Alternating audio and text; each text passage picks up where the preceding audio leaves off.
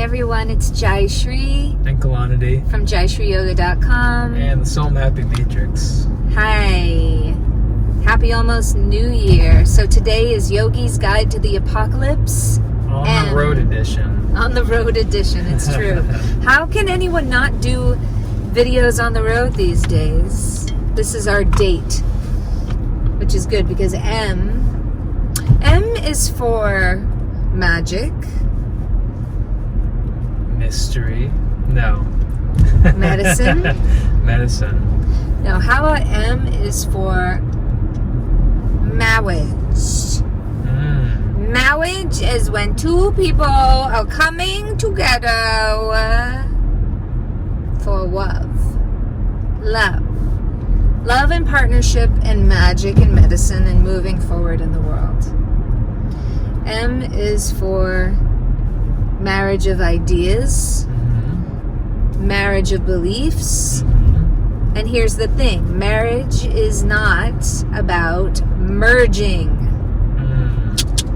Doesn't work that way, does it? And forgive us for sharing with you if you already know this, but for us, being in this marriage for a decade now, or a little less married, but being on this road of holding hands together towards the divine really is about two souls, unique, coming together and dancing together. And that's different than merging.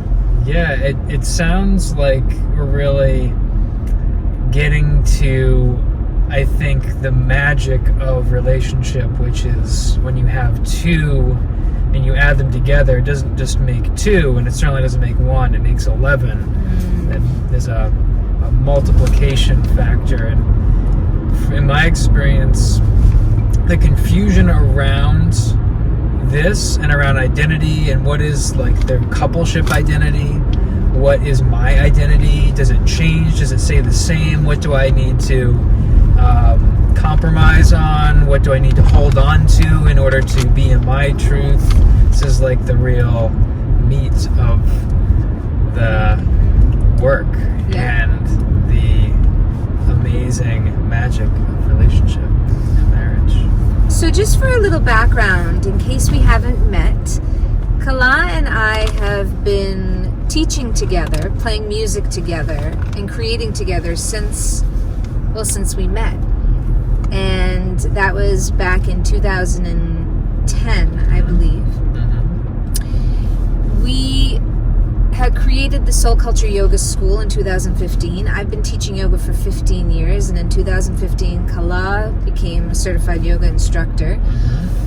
But we were both already on the path of bhakti, which is the path of science and devotion in yoga. We also both were teachers, him for children, especially children on the autism spectrum, and before that we had both been musicians and have been our whole lives. What became most obvious in our teaching was community, and how when we led music and we led classes, whether it was for 1 or 100 people, the coming together of these unique souls to celebrate the divine is one of the most precious and outright legendary opportunities for up-level and growth. So when 2020 happened, and we have a 3-year-old daughter, and we had closed our yoga studio, which is a really amazing feat that we opened and ran a yoga studio for 2 years. But it was time to close it. We also have led 9 retreats to India together, and I've led 18 retreats since 2008 to various places in the US. Spent time in Nigeria, teaching and otherwise. We realized that we had to bring our work online, so we created something called the Soul Mapping Matrix. And we've been teaching it, guiding it, supporting it, because of course you are the hero in your timeline, and all of our amazing students are also our teachers, humbly, as we are all really just way showers and channelers and light workers and guides in this incredible, huge uplift. So why do we do the couple work? And what have we seen in the couple work? And what can we share with you today that, for whatever reason, might inspire you when we're talking about this Yogi's Guide to the Apocalypse in Marriage? Because not everyone is married, but everyone works on relationship. Everyone works on their soul map. Everyone wants to know the blueprint of their bliss. Yes? As we come to the crossroads, marriage represents a crucible. Marriage is a container. Marriage is a commitment. Marriage is a unavoidable, it's an unavoidable showing up. It's accountability. It's integrity. It's vulnerability. It's growth. It's not growing. It's not showing up. It's not being in our truth. And yet the incredible purification and healing that even if that doesn't happen in the moment or in the day, or if I messed up, that there's going to be the next moment, there's going to be tomorrow, that no matter how uncomfortable it is to be in that trigger, whether or not it's, you're looking at the aspect of what's coming from your partner or from your children or from the other in-laws or whatever it is, or if it's coming up in myself, and usually it's both of those things, it's the dancing, right? That is something that will pass. And that in and of itself is medicine. Just going through that. And so when you're talking about why do we make this soul map and soul mapping matrix, well, for us, it is to map out all these different critical elements or phases in the process of coming to clarity, coming into flow, and then learning how to choose love in every moment. Whoa! It's a roller coaster! Hold on to your butts. It's a ride. And I love that you said about flow, because the goal is divine timing and flow. Yeah. We say in Vedanta, the goal is the process and the process is the goal. We also say it's a both and world. It's both and. It's both pain and pleasure. It's both darkness and light. And it happens simultaneously. Yeah. So one of the things we teach is that a soul mapping matrix can be thought of as a landscape, which is to say the mental, psychological landscape that you have in your mind. I just love this model that you have. This is her idea, by the way, to talk about language and landscape. Well, I've been doing it my whole life. It's one of the amazing little, tools that we have in the soul map. But anyway, go on. Thank you. I just found a way finally in my 40s to bring it out in a very repeatable, reliable, and relatable way for you and for everybody, because everyone has this. We have this landscape. It's in our mind, it's behind our closed eyes, it's out in front of us. Some call it a matrix, a system. It's what you see. But the language is the internal dialogue and work, and the external dialogue and work we use to try to match our emotional, psychological, and inherent higher ideals about who we are and about how we live with that landscape. So if we are in a construct, and this is both figurative and metaphorical, it's both. It's a both and world. If we're in a construct or in a matrix that's not matching our inherent divine qualities, because that's the only thing that's eternal, everything else you could call it is, material. If we're not matching our highest intentional wisdom, our highest intellect, our joy, our bliss, yes, we have karma, yes, we have baggage, oh God, yes, we have pain and story. But if we're not matching that which is eternal in us, that which does not change and that which is innate, then we are experiencing a landscape that is not going to match our language and is going to cause tremendous pain and stress.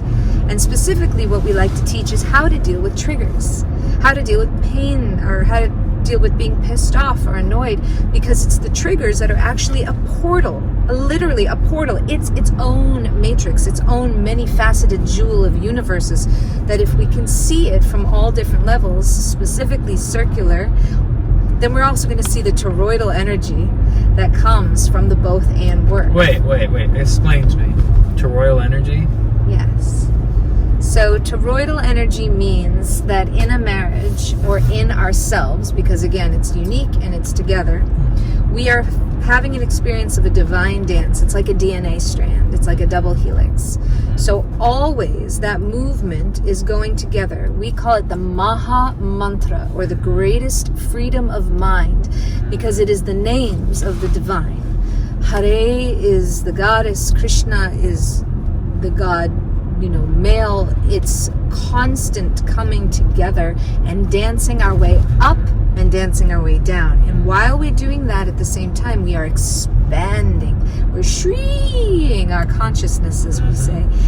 And with that double energy and toroidal constant movement, I can stand in the middle of what we call, what I've named one of the lessons, our quantum leap quadrant. And I'll explain that more if you work with me, but it's a really easy and awesome exercise of creating a quantum matrix, or 4 sections in your matrix, and learning how, and this is what soul mapping is, to stand in the center of it. So when they say stand in the center of your own storm?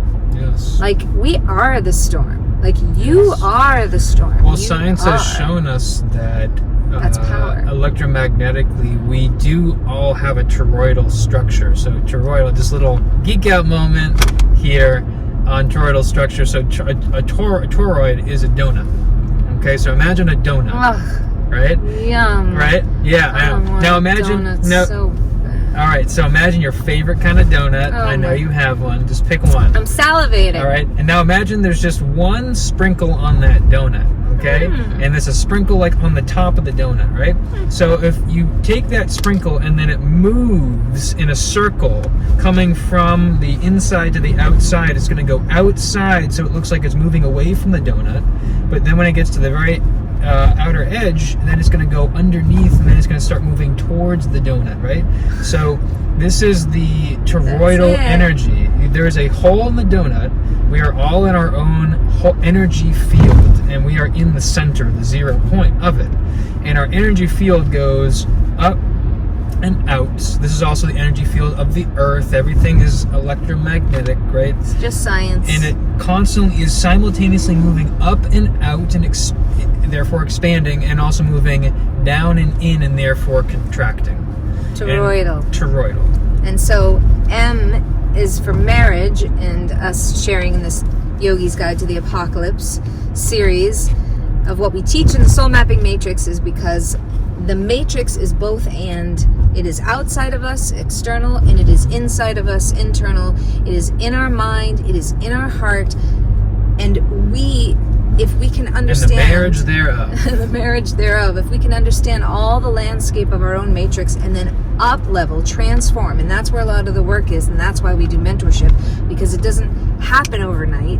It can happen immediately in our transmission together, and it does. It's the containing of it that really then starts to collect and starts to evolve and transform and transmute into abundance, radiance, positivity, magic, devotion, all these things, and our realization of this, and then our choice to be on that landscape and to speak that language.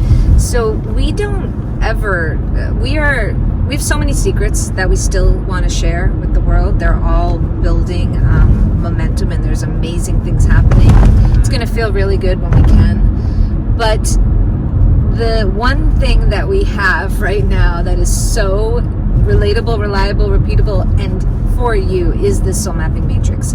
It's not only online in a gorgeous program that you can, sign into and go back and forth and use forever, and it has a beautiful playbook, and our amazing web designer Rob Ellings, who's always working with us since 2013. Audio meditations that you recorded. Audio meditations, live music, chakras, mantras, cello, and our dear friends upgraded some of our chakra meditations. So there's this incredible 7 full chakra expansion suite that is just totally amazing and like bing, and it's a bonus track in the whole Soul Mapping Matrix program online. So we have some amazing news about that. We have actually decided to change the price and make it more accessible than ever, because our plate's pretty full with working with people, but we are taking more mentees, especially right now couples, and we wanted to make sure that everyone can have the Matrix. So we actually made it $27, which is amazing. Can't believe we did that. It's fine, It's awesome. because the Matrix is a forever program. But yes, you can download it at soulmappingmatrix.com,